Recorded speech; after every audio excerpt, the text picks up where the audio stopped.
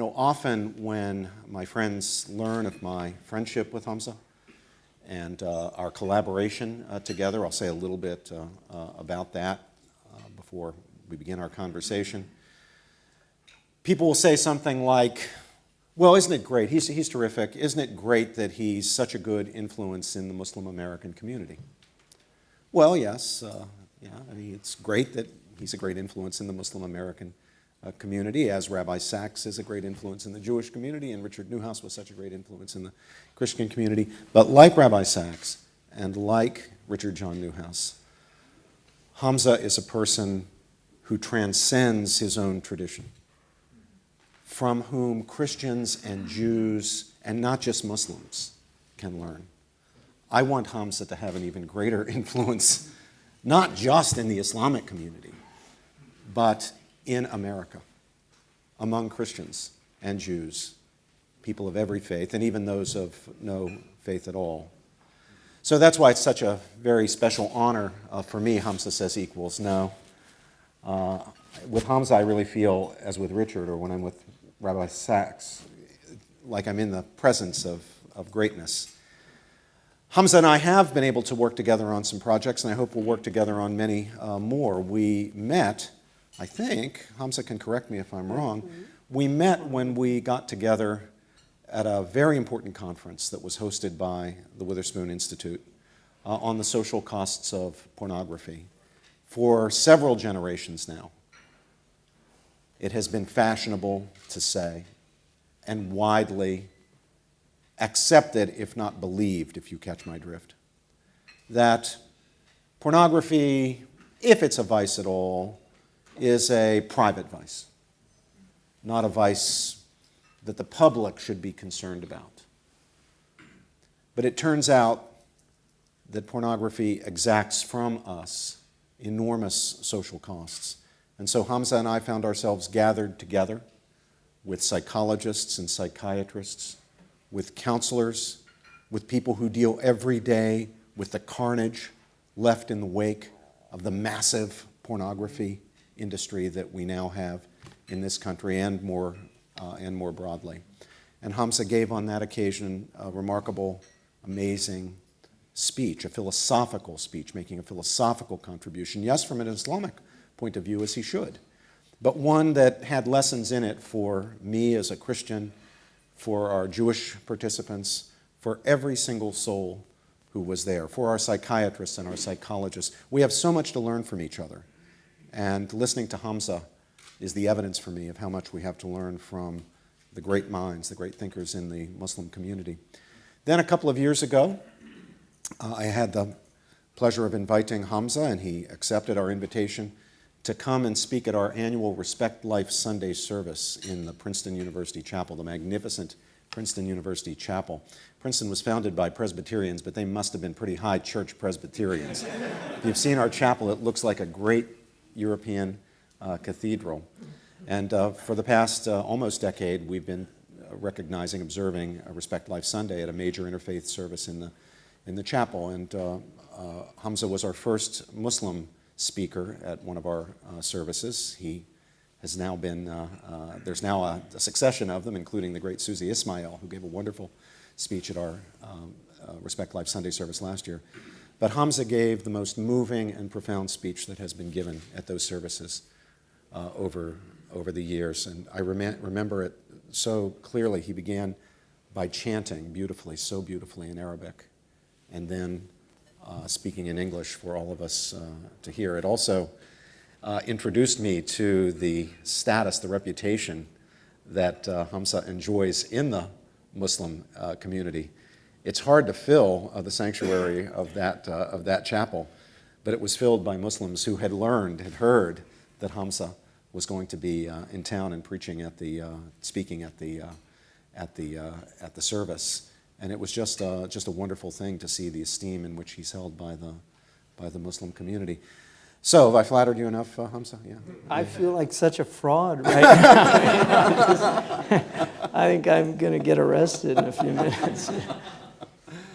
No, it's all true, and it's just such a pleasure to have my dear friend here with me. Now, since I'm in the David Frost role, I'd like to open our discussion, although Hamza, please say anything you like. I'd like to open it by going to the very foundations of our thought about religious freedom. Those of you who heard my philosophical treatment of the problem today will not be surprised that I think that at the foundations we find the concept of the dignity of the human being. We respect people's rights, including, in the very first place, the right to religious freedom, because we believe that every human being, irrespective of culture or class or religion, wealth, status, every human being has fundamental, inherent worth and dignity. No human being is a mere cog in the social wheel to be sacrificed for the sake of the state or the fatherland or the Führer or the people or even the faith. We believe that every human being is special and has dignity. Now, in the Jewish and Christian traditions, Hamza, we would understand theologically the dignity of the human being to be rooted in the belief that man, each of us, is made in the very image and likeness of God. This is taught to us in Genesis. Now, we can give a philosophical account because that fact of our being made in the image and likeness of God manifests itself in certain ways. I mean, after all, God, you can't say we're made in the image and likeness of God in the sense that God has 5 fingers on each of 2 hands and hair on his head and a nose. Right? No. Rather, we are God-like in our possession of the capacities, the powers for reason and freedom. Like God, we are capable of causing things. We have freedom. We're capable of causing things we're not caused to cause. We're capable of functioning, unlike brute animals, not simply on instinct or impulse, but by deliberation, judgment, and choice. But the account of that might be affirmed even by a secular person, but the account of why or how that is the case, not whether it's the case, that's clear, but how that's the case, is that scriptural teaching about man being made in the image and likeness of God. How would you address it theologically from the Islamic point of view? Right. Bismillah ar-Rahman ar-Rahim. First of all, the reason why we hit it off actually is because in my talk I quoted Randy Travis. and immediately I had a friend because Robbie, as you know, is a great bluegrass musician, and my brother is probably one of the best dobro players on the West Coast. So I grew up with bluegrass music, so we knew we had all this immediate, the Stanley Brothers and Earl Scruggs, and I actually knew too. He keeps outing me. He played a banjo tune for the whole audience that day, and I thought it was Earl's Breakdown, but he was so impressed that I just knew that it was a, adjustable tuning that was going on. So it was the Flint Hill Special. Yeah, Flint Hill Special. So just this issue about the image of God, the imago, right? That is really central to the Christian tradition. This is an area that the Muslim theologians dealt with a lot because of the anthropomorphism that is obviously one of the dangers in that idea. And as you mentioned, it's not the physical image because, as St. Thomas Aquinas and all the great Catholic theologians made it very clear that God was not limited in time and space. But in the Islamic tradition, there's a hadith that says that that God created the Ar-Rahman, the merciful, created man in his own image. And they have a lot of debate about what that tradition means, but the dominant opinion amongst classical Muslim theologians, and obviously there's some anthropomorphic traditions in Islam that in fact, what's called the Wahhabi or the Salafi tradition tends to have a very anthropomorphic idea about that tradition. And so they will argue that God's actually in the direction up. And they demand, I was once surrounded by a group in Saudi Arabia, I was in Medina, of young students, some of them were American students that were studying there. And they surrounded me demanding that I assert that God was up, like physically up there. And I said to him, I told them, I said, do you concede that the earth is round? And they said, yes. And I said, well, where do you point if you're on the other side of the planet? What do they do? And that definitely confused them a little bit. But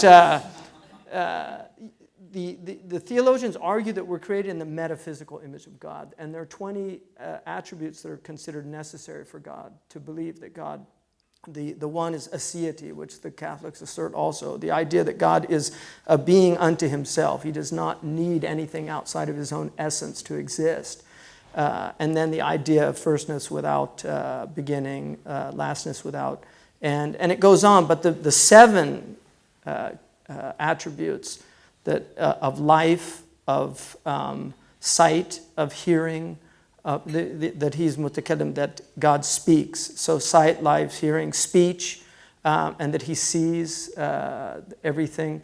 The 7 attributes, the theologians argue that these attributes manifest in the human being as a way of approximating the understanding of God to man. That we know that God is all-seeing because he has limited our sight, and yet he can speak to us and tell us that he's all-seeing, and the fact that we have sight enables us to understand what that means. Even though, in mathematics they say any number over infinity is canceled out. And so any temporal attribute of a contingent being in relation to the atemporal reality of an absolute being that's not contingent is canceled out. So we can't say, we see, but we can't say we see like God.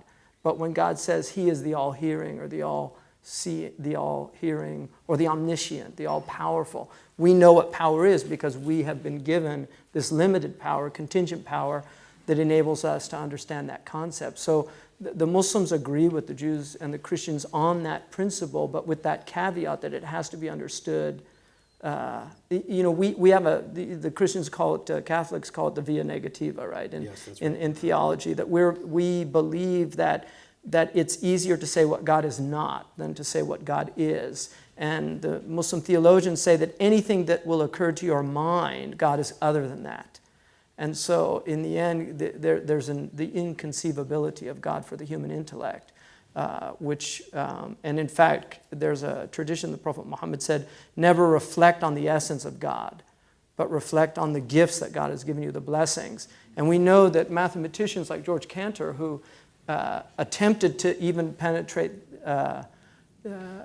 infinity, and most of these mathematicians have gone mad. I mean, literally, Cantor ended up in a straitjacket, that the human being cannot contemplate infinity, even an actual infinity, which mathematicians talk about, as opposed to an absolute. But God's essence is impenetrable for the human intellect. So, the relationship between faith and reason. right. Now, in Christianity, there are a spectrum of views about that, as is true, I'm told by my friend Rabbi David Novak, within Judaism. But on the Catholic side of that spectrum, and also for some Protestants and for some Jews, it is thought that there is a fundamental harmony, and not only a harmony, but a mutual necessity of faith and reason, or revelation and reason. Pope John Paul II opens his great encyclical on faith and reason, called Fides et Ratio, Faith and Reason, right, with an image. He says that faith and reason are like 2 wings on which the human spirit ascends to contemplation of the truth. He worries, and this is very much in line with the Catholic side of the Christian tradition, that too great an emphasis and an overemphasis on reason leads to fideism. Right. And of course, an overemphasis on faith leads to fideism, the belief that what we can know, especially in the ethical domain, is limited to what God specially reveals. And if you make the opposite error, too great a faith in reason, you get rationalism, which ends up being reductive and turns on itself to eliminate the possibility of any knowledge at all. Do we find a spectrum within Islam on the question of the relationship of faith and reason? And from your own perspective as an Islamic thinker, how do you understand that relationship? I think one of the major problems that happened a few years back when the Pope gave the famous talk. The Regensburg. Right, the Regensburg talk in Germany. And he was actually quoting one of the last emperors of the Byzantine before Istanbul, Constantinople fell. I think he was about 90 years before the fall. And he was quoting him about the irrational nature of Islam. And then he quoted a Muslim theologian, Ibn Hazm, who's an Andalusian theologian from the 5th Islamic century. And there's definitely been, as you know, in Christianity and in Judaism, there are strains that are anti-rational.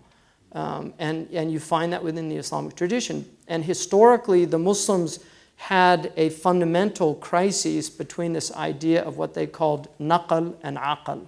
Naql is what the revelation is that's transmitted, and aql is the intellect and how it grapples with the revelation. So reason and revelation, and the interchange between these two. And this became one of the fundamental debates in the early Islamic tradition.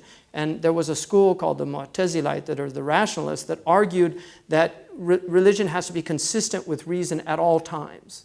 And they took an Aristotelian position that if it could not be justified rationally, then we would reject it. And the counter to that were two schools. One was a traditionalist school that argued that reason doesn't have any place. We just simply accept what's been given to us, and the intellect will just lead us astray. This school was a very small minority school that now a modern version of that school is what we find, for instance, in some of the extremist traditions today, and certainly in some of the positions in Arabia. But I would not lump all of the Saudi scholars together. It's very dangerous to do that. There are some very enlightened Saudi scholars, even within what's called the Wahhabi tradition. They don't like to be called Wahhabis, but even within that tradition. And I have friends from that tradition. But some of those scholars it's unbelievable what they come up with because of their rejection of reason. Logic is forbidden in their school to teach.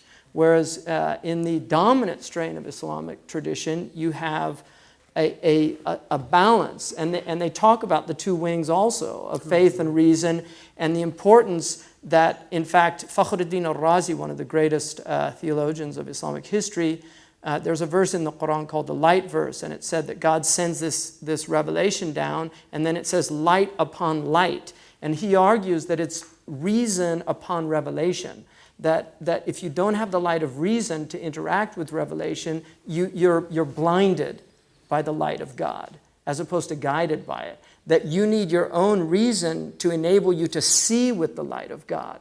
That revelation without reason blinds you. It does not enable you to see the truth.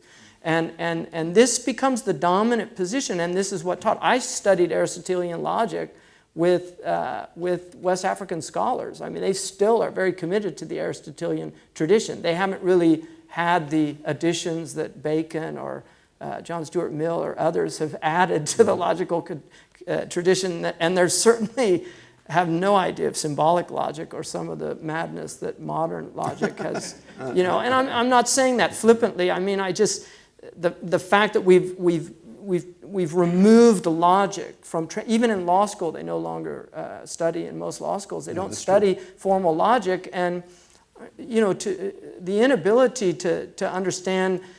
The Arabs, what I was taught by one of my logical teachers, he said that the foundation of understanding he said it's first tasawwur, conceptualization, and then he said it's hukm, judgment, and then he said, and then it's reasoning with those two, that you need those two tools to do the third.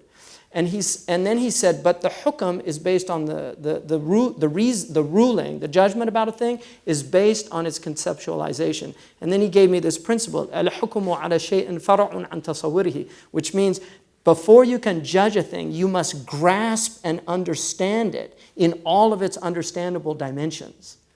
And so this is the idea of really teaching people how to think, defining terms, understanding how we can reason. I mean, this is the great gift that we've been given, the ability to reason. Arguments. The Quran uses many arguments There's a book written by a great theologian, Imam al-Ghazali, called Qustas al-Mustaqim, which means the sound standard or balance. And he argues in there that he refutes those who rejected logic, saying that God himself uses reasoning in the Quran, usually in the form of enthymemes, right? But they are syllogistic in their basic structures. And so, all of my teachers were very committed to a rational understanding. And the idea, when I taught theology last year, and,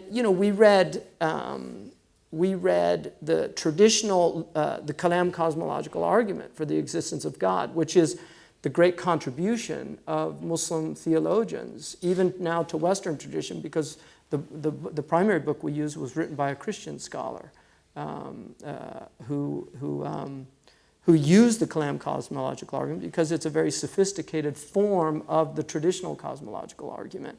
And so they were really struck by that. And when we dealt with the new atheists, the thing that I tried to point out was that the new atheists, their reasoning is so shallow. They're not. Nietzsche was a much better atheist than these modern. If you've ever read Nietzsche was the only guy that ever, in my experience in reading, I felt like he grabbed my spine, my religious spine, and just shook it, So everything's gone to pot, including atheism. It's so much better in the 19th Exactly. Yeah, no, much better atheists, much better theologians, and so we've now waxing nostalgic. The past. Even Georgetown. Look at the students. Seriously. And I was at a college because I teach at a junior college. I'm teaching a class with another teacher, and they were asking about, doesn't Saudi Arabia claim to be the only true religious state in the Muslim world? And I said, well, don't you all claim to be students? Does a claim really mean anything? I said, I know you're all smoking dope and doing your Game Boys, and you're not reading the books. We know. We can tell from the tests.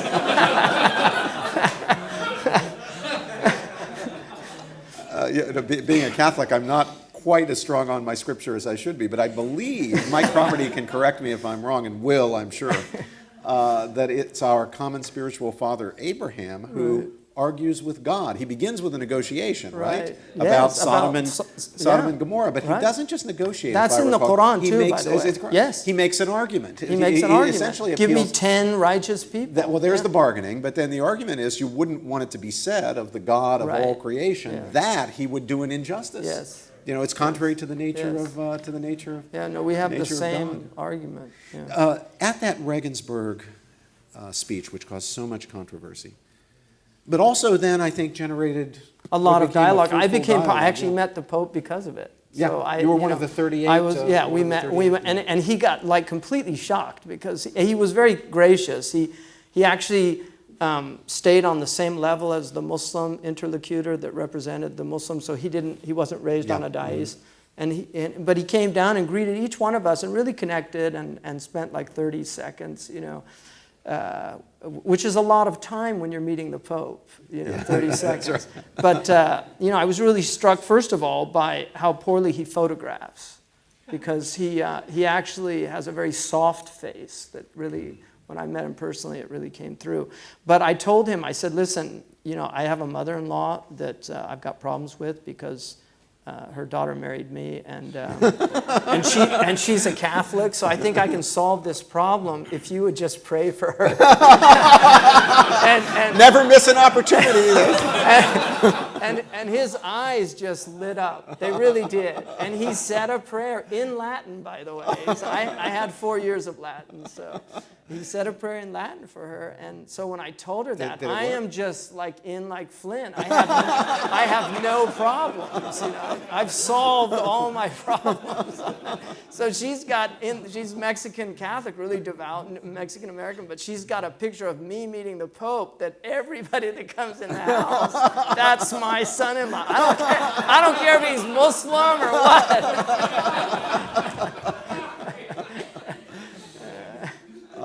So anyway, the thing the Pope was concerned about, it's interesting the way the thing came up, the faith and reason issue directed toward the engagement with the Muslim world, if I'm recalling correctly. Of course, the debate over fideism within Christianity is a long-standing debate. The Reformation has a lot to do with that. But his concern, expressed concern, was that when religion is not, as he put it, purified, that's the term he used, at least the translation into English, I believe he was speaking in German, was purified. That unless religion is purified by reason, it can degenerate into violence.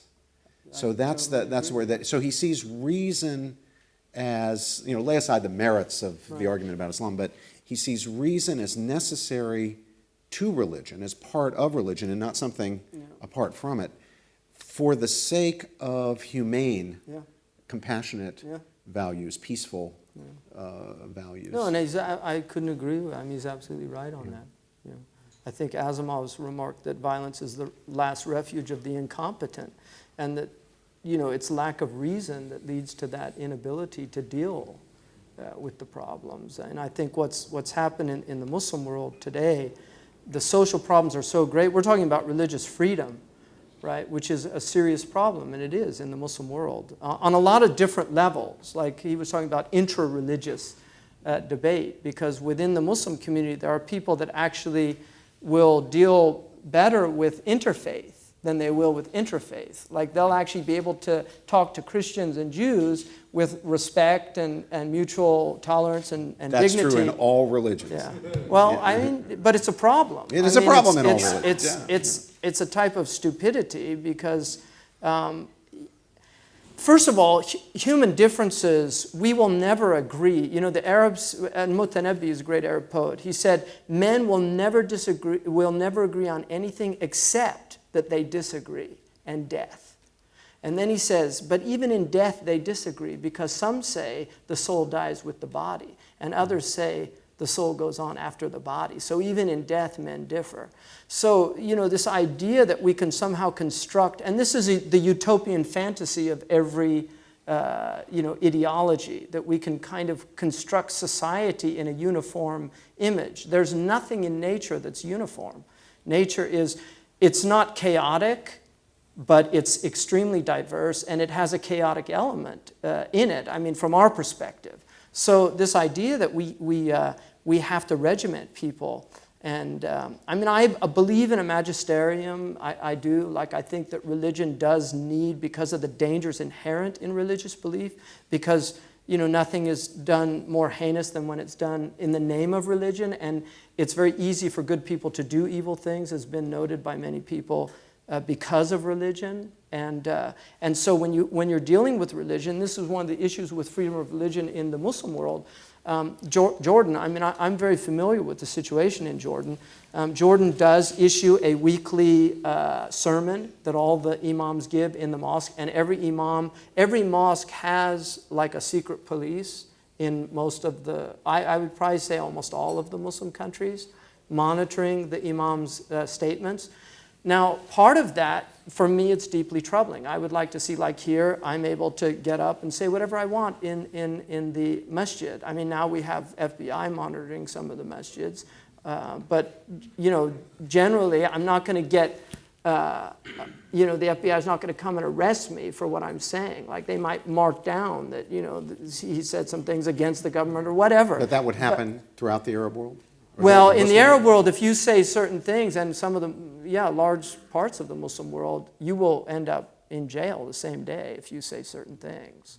One of the things about Americans, and I think Western people in general, is this idea of freedom, how we define the term, because as you know, it's a very problematic term, especially as a legal theorist. The relationship between law and freedom is a very nebulous one, and I've written a couple of books. Exactly, yeah. And in fact, they're on your reading list on your website, for which I thank you. We have one of the great legal theorists in here too, Hadley Arkus. I would love to have him up here instead of me, but this idea, Mortimer Adler, who wrote the Syntopicon essays, and they identified, that University of Chicago project identified 102 great ideas, and freedom was one of them. When he founded the Institute of Philosophical Research back in the 50s, the first great idea that they decided to do, they never got beyond it because it took so long, but the first idea they decided to investigate was freedom. And they wrote a 2-volume work that I think maybe 1 or 2 people have read on freedom, but it was identifying the different types of freedom. Moral freedom. This country, we don't talk about moral freedom. Like the ability to be free to control your akrasia. St. Paul. Exactly. The ability to control. We have political leaders that lose their careers because they don't have moral freedom. They're unable to freely act. They submit to their own lower tendencies. Yeah. And so moral freedom is just absent from this talk about freedom. Freedom in America becomes licentiousness, and the idea that it's the freedom to do whatever I want as long as I don't hurt anybody. That's always the nice caveat, not recognizing that, for instance, in the case of pornography, we now know that there's a great deal of statistical evidence that indicates that people that engage in pornography over long periods of time end up in pedophilia. They end up watching pedophilic images which, as anybody in a society that wants to maintain the fabric of a society to hold it together has to be deeply concerned by evidence like that.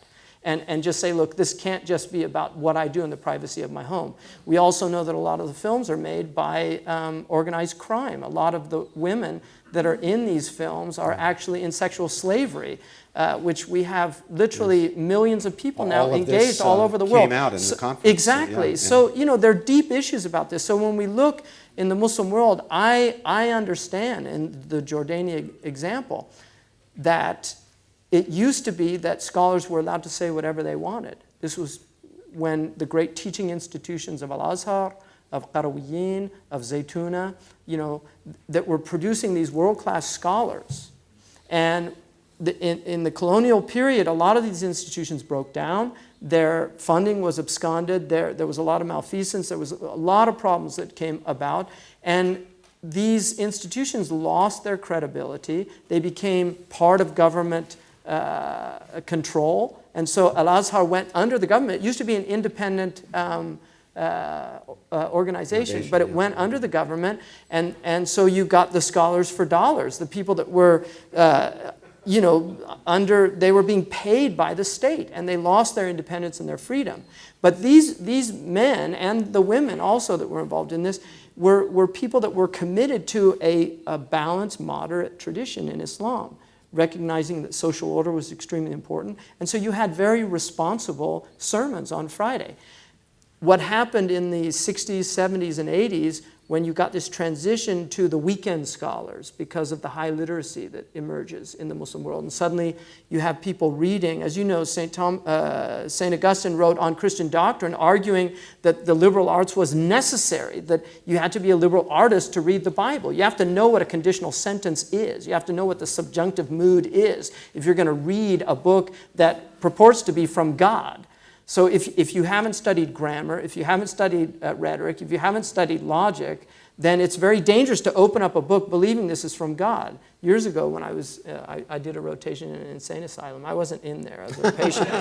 but I did a rotation in an insane asylum, and there was this guy he was a manic depressive, and he had a psychotic episode because he read in the Bible, stay awake and keep vigil. And he took it literally.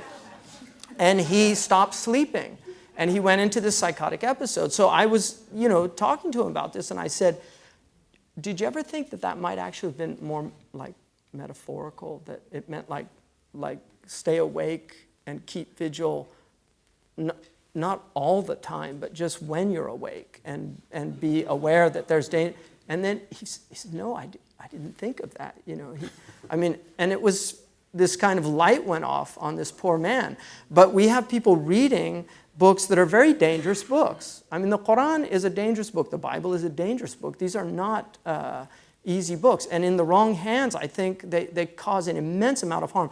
The metaphor that I would use is, to use an economic metaphor, we have externalities, right? So in economics, you have a company that will do something for a primary reason, but then it has these externalities. Now, there's positive externalities and negative externalities. So suddenly they're polluting the river, do you know? And then people downstream start having birth defects. Now, the people want that corporation responsible for those externalities. Well, we tend to forget that religion has externalities.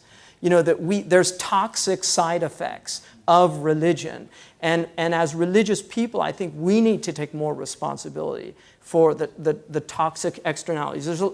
I can't as an individual say, look, I'm responsible for bin Laden and what he did. But I have to acknowledge that there is a strain of thinking within the Islamic tradition that is incredibly dangerous. And if it's not marginalized, if it's not in the same way that we would deal with nuclear power, because religion is like nuclear power, it's incredibly clean, and it will illuminate houses at much cheaper and less harmful effects than petroleum and other energy sources. But it has toxic waste. And if you don't have some way of dealing with that, then you have meltdowns. Never thought of that analogy. Yeah. We do want to have some time for Q&A, but there are two. I want to do a little lightning round with you first, Okay. Hamza. I don't know if David Frost ever talked about lightning rounds, but there are two issues that I want What's to the first hear thing you think when I something say? about. That's Yeah, what right. the poor candidates, you know, like, how would you describe yourself? Right. Do you prefer deep dish or thin Yeah. crust? But here are the questions. One has to do with the impact of Islam on America, Right. and the other with America on Islam. So let's start in reverse order. Okay. That document that I referred to so Yeah. frequently today in my prepared remarks, Okay. Dignitatis Humanae of the Yeah. Second Vatican Council, Yeah. I believe was only made possible because of the American experience of I religious think, liberty yeah. and the work of American thinkers, above all the Jesuit thinker John Courtney Murray, who for all I know might have been at Georgetown, I'm not sure. But anyway, it was a very distinguished Jesuit thinker who, for a while, was required by the church not to publish his work. He could continue doing it, but the church wasn't quite sure about this robust conception of religious liberty that he was advancing, not quite having yet disentangled their idea of religious liberty from French revolutionary ideology, Right. which these European prelates associated it, not quite gotten hold of the American idea. But Murray, in the end, prevailed, and his prevailing wasn't the achievement of one man. It was really the transmitting of the experience of America with a non-French revolutionary version of religious liberty, Right. one that was pro-religion, that was friendly to Yeah. religion, that supported religion, that enabled the church to move from a limited and cramped idea of religious liberty to the robust idea. Right. Is something like that, will the work of American Muslims and the experience of Muslims in America have that impact on Islam internationally? I totally believe that. I mean, one of the most interesting things about Muslims in America is that for the first time, a lot of these immigrants have never had to build a mosque because the state does all this stuff where they come from. And so suddenly it's the idea, self-reliance, the American virtue becomes part and parcel of the Muslim immigrant experience in this country, of having to have fundraisers and do these things. Because in Muslim countries, it's all controlled by the state. And so the state builds the mosque, the state runs the mosque. I mean, there's still areas where that's not totally true. And I was in a few of them. But generally, that is the case. So there's an immense amount of strength that comes with this separation. And I mean, my own personal experience, I really believe this, that the conflation of state and religion is the worst thing that can happen to religion, because it deracinates religion of its spiritual sources.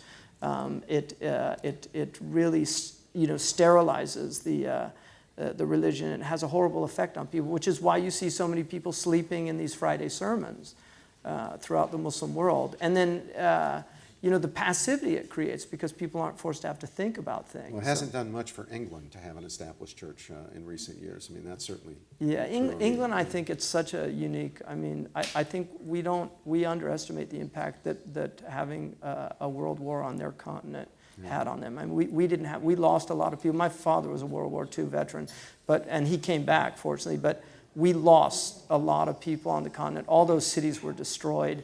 I mean, people really, their faith was shaken to the core with World War I and then II. And they had devastating impact. There's no doubt about that, but it seems that the people who are most eager to disestablish the Church of England are not the secularists and people who are hostile to religion. In very many cases, the Anglican, religious people exactly who think within, that this is, well, they say what you say, that it deracinates religion, that it makes it pro forma and so forth.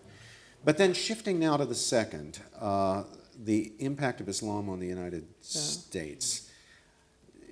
Catholics have had a major impact on the United States. Jews have had a major impact. Obviously, Protestants, the original European settlers, did. Muslims, and not just extremists, and not just Muslims abroad, although them too, but American Muslims do worry, especially raising their children, about this issue that you mentioned of licentiousness. Okay. Now, we don't hear a lot from you we do, but we don't hear a lot from others about these kinds of moral issues. Right.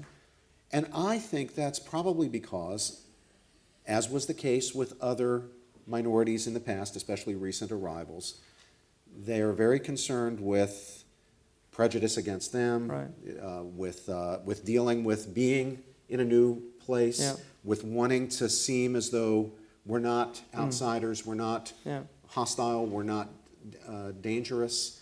But my hope is, and your own work leads me to think this hope is a reasonable one, is that Muslims will join with Protestants and Catholics and Jews who are faithful in the moral renewal of our culture. Is that a reasonable hope? First, I want to just take a historical stab. Who would you say was the most influential philosopher on the Founding Fathers?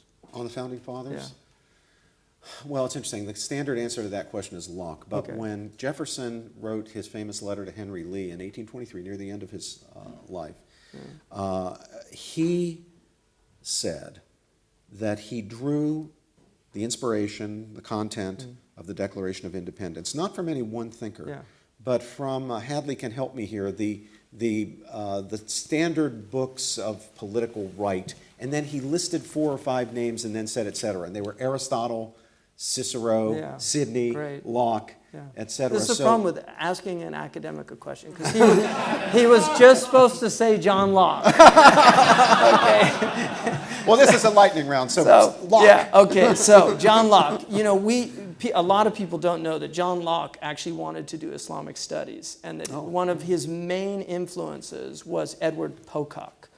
And the Pocock Library is in Oxford today with 400 Arabic manuscripts, because Pocock was his teacher at Oxford, and Pocock had studied in Syria for several years and actually became a scholar, a notable Muslim scholar. I'm not a Muslim scholar, but a notable scholar of Islam. He was a Christian when he returned, and one of the things that he promoted was Unitarianism, which is why Locke converts to Unitarianism, and he also promoted toleration because he thought that the Muslims had really solved the problem of religious plurality. This is Pocock. Pocock, yes. And Locke had a more limited tolerance. No, absolutely. But I think the impact that he had on Locke is real. And so I think the Islamic tradition has had an impact already, and it's an area that needs a lot of research and investigation, but I think there's room for that. In terms of the modern situation, one of the things that's so striking is wherever you go now, you will see Muslims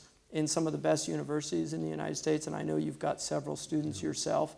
A lot of them are very committed to a moral life. They might not be, as devotional, as a really committed Muslim would be, but they're raised in environments with usually very strong family, solid families. The divorce rate is much lower in the immigrants than it is in the community at large, and I think they're going to really begin to have major impacts because they've just got so many advantages over a lot of the... and in many ways, I think we mirror a lot of the Jewish community's experience in the United States. So a lot of the I always tell the Muslims now, like, first of all, you don't know what persecution is, so don't say you're persecuted in America. I mean, we've got some troubles and we need something, but this idea that we're persecuted minority is absolutely absurd. I think there's been some egregious mistakes made in law enforcement and things, undeniably, but overall, it's a fallacy to say that because they don't know the history of this country, and that's one of the things I try to remind people, that every minority community that has come here has been bitten, and had a difficult time, which is why they tended to call the source of those stings wasps, because they really saw that as kind of, you had to assert yourself. The Irish Catholics had to do it. They were not part of that Anglican, Protestant community. The Italian Americans had to do it, and they're still dealing with the terrorists. I mean, we forget, wops, dagos, kikes, niggers, spics, greasers. My Irish great-grandfather changed his name. My Greek grandfather's name was Demetrius Georgiopoulos, and he becomes James George, right? And he was light-skinned. See, we're related. I knew we were related. He was light-skinned, and he had to tell people that he was from France. And this is like 30s and 40s in America, So I think we've come a long way.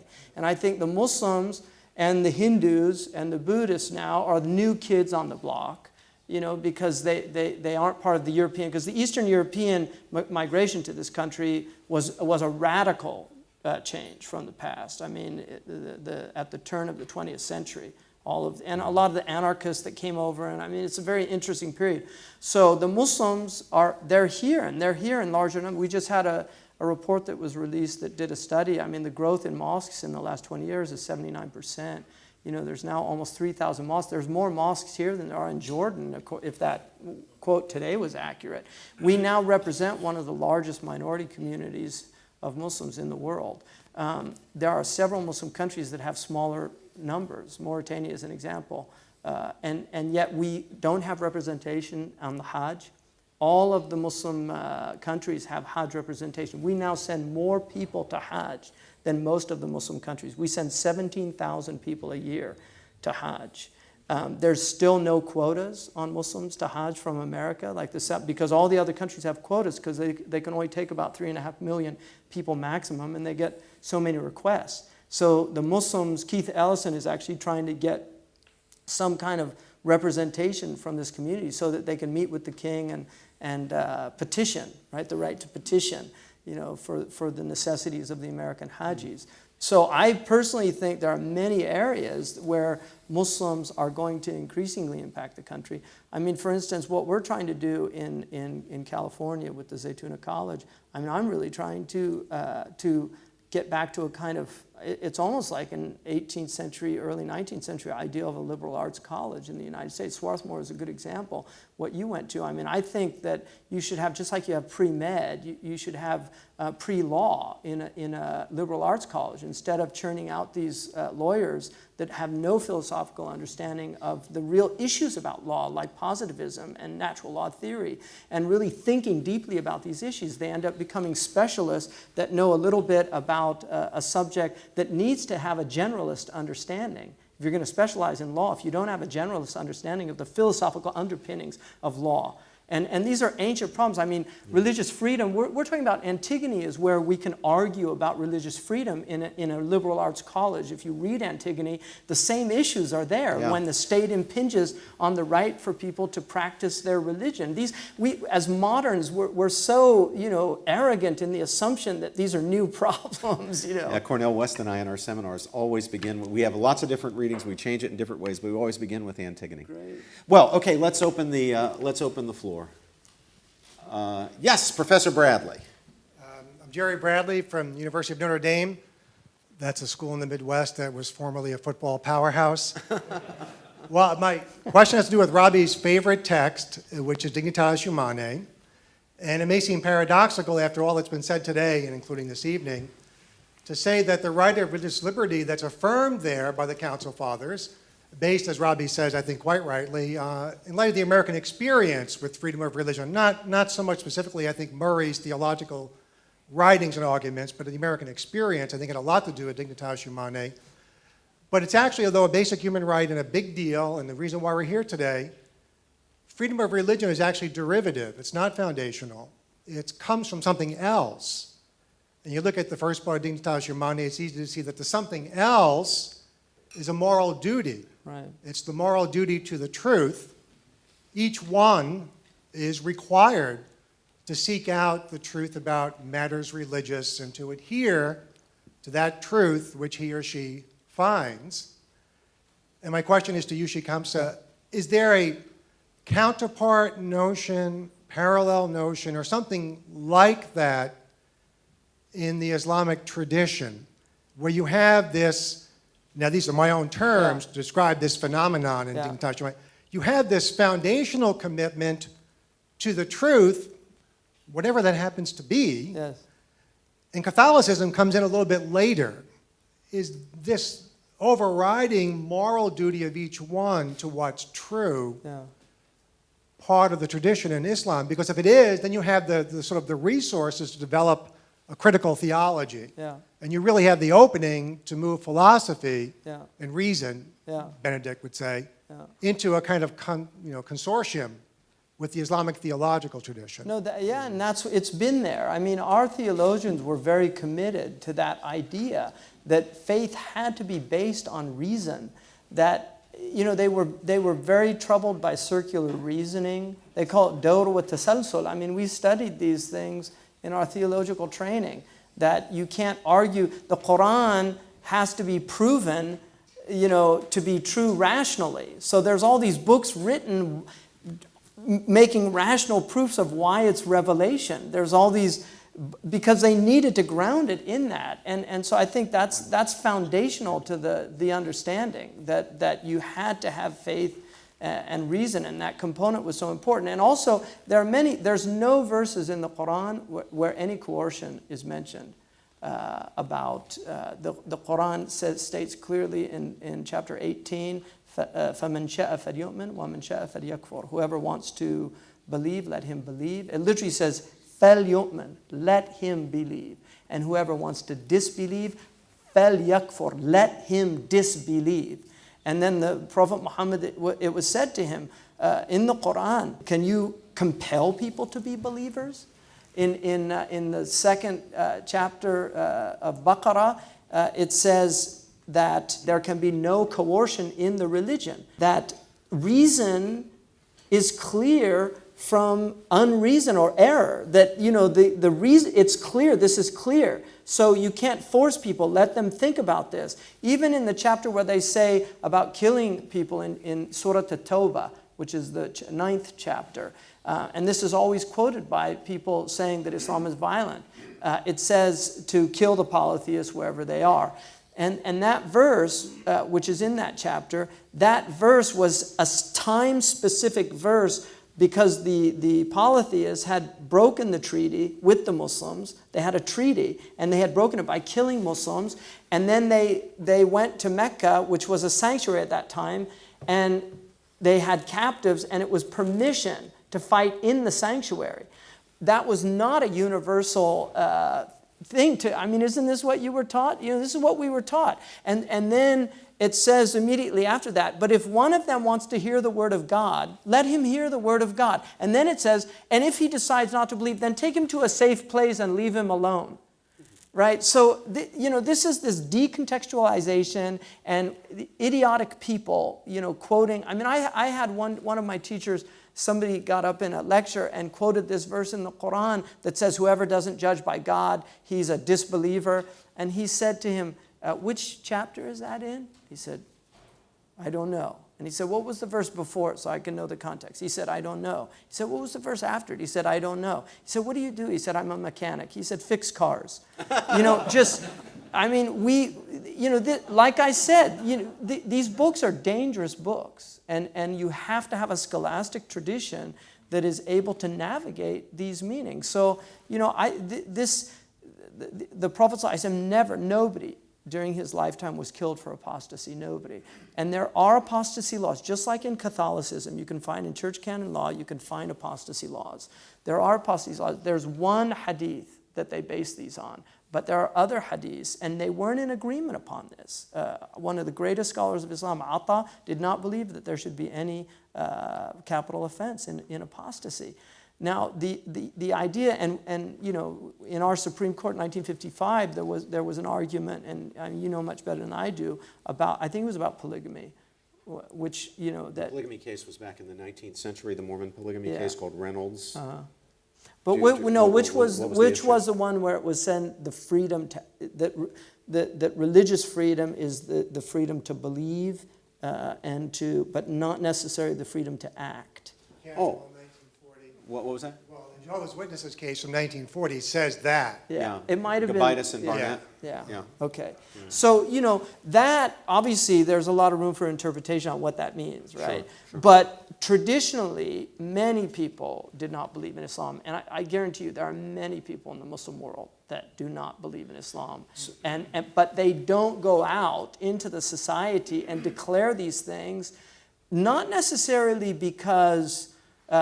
you know, they can't do it, but because they understand that this will really affect the social fabric. That, you know, first of all, people end up losing the whole, you know, marriage, all these things, because in Islamic law, if you're, you know, a Muslim woman cannot marry a non-Muslim man by law, and a Muslim man, although he can marry a Jew or a Christian woman, is not encouraged to do so, but he has that dispensation.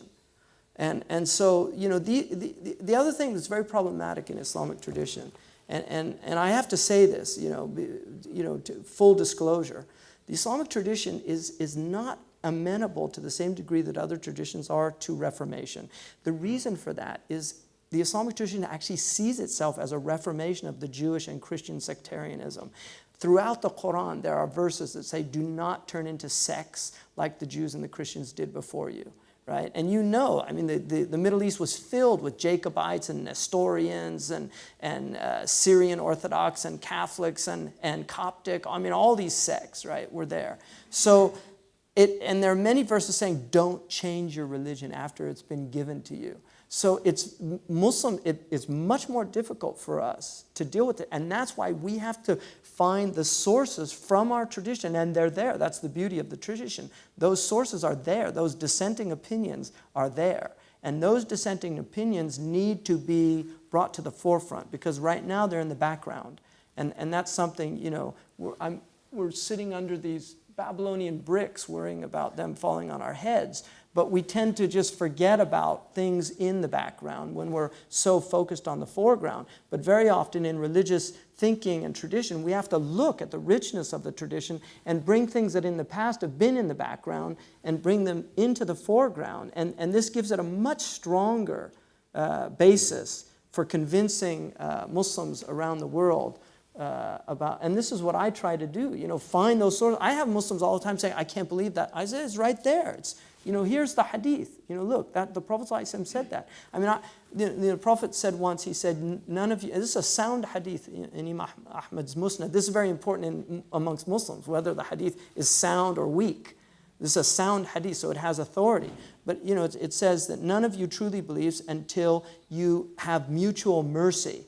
And one of the companions said, all of us are merciful. He said, no, it's not the mercy a man shows to his friend.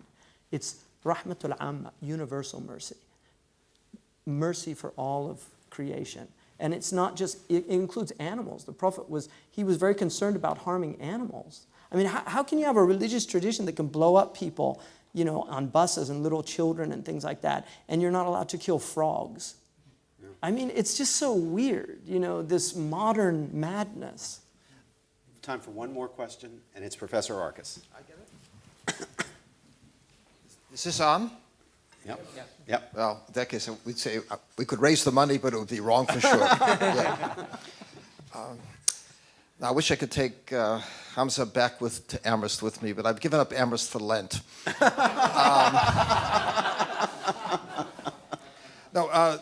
Tom made a remark today about that the understanding of religion is distinctly human. It reminded me of Chesterton's line that animals have no religious sense. When's the last time you heard a cow give up grass on Fridays? You know. I want to take this back to something that must be embedded in what we're arguing today. I was taken by that passage in the new book about religion being working out a relation to the harmony of the universe. And I thought it would be useful to make a contrast with Madison's understanding, reflected in Stephen Field. What do we mean by religion? Our relations to the creator of the universe and the duties that we owe him. Now, of course, some of the things that advertise themselves as religion seek to get a liberation from duties. Duties is a distinctly moral term. And, you know, years ago with Father Newhouse, Robbie was there, we used to have seminars of people litigating on these questions, Mike McConnell, Doug Laycock, and they were offended when we raised the question, well, how do you understand a legitimate religion? You have these prostitutes in San Francisco forming coyote, call off your old tired ethics.